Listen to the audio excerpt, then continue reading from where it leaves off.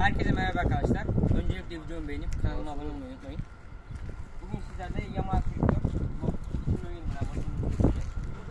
Orijinali 110 cc. Süleyman arkadaşım buna 150 cc atılmış. Bir de 175'lik karbüratör takmış. Ufak tefek ama bayağı gidiyor. O kadar gidiyor ki ölümün nefesini ensenizde hissediyorsunuz. Gördüğünüz gibi. Biraz tanıtalım. Şu uzun kısa far, bildiğiniz üzere korna, tik tak. Bu da karbüratör, bunu cikle diyorlar buna. Buna bastığınızda karbüratörden havayı kesiyor ve motorun gazı daha çok inmesini sağlıyor. Buradan marş, ön fren. Öncelikle 4 vites debriyajsız arka fren. Ön frenimiz disk, bayağı iyi frenleme yapıyor. Arka frenimiz kampana. Kampana olması kötü.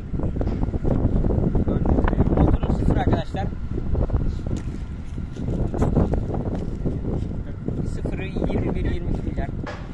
27 milyara kadar çıkıyor. Bayağı bir pahalı. Şu an bunun fiyatı böyle, şu an külüstür biraz. Bunun fiyatı 15 milyar falan.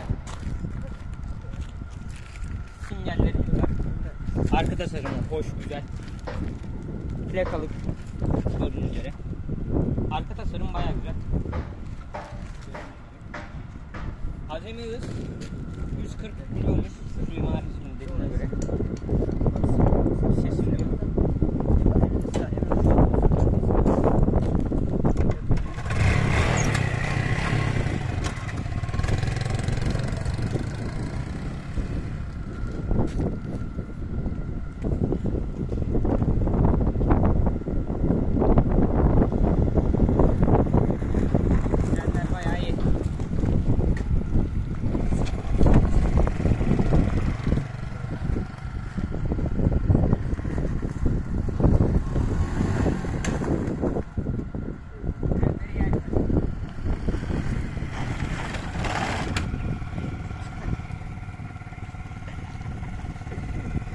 ABS'siz.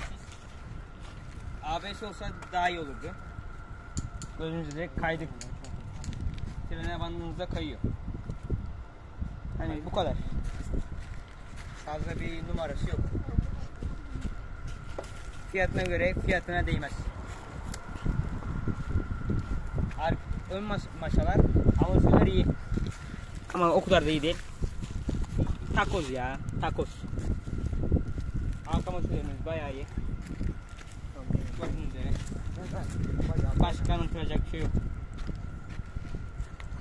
Tekrar kanalıma abone olmayı unutmayın. Videoyu likelayın. Böyle videoların devamının gelmesini istiyorsanız lütfen ve lütfen kanalıma abone olun arkadaşlar. Videoyu beğenmeyi unutmayın. Görüşmek üzere.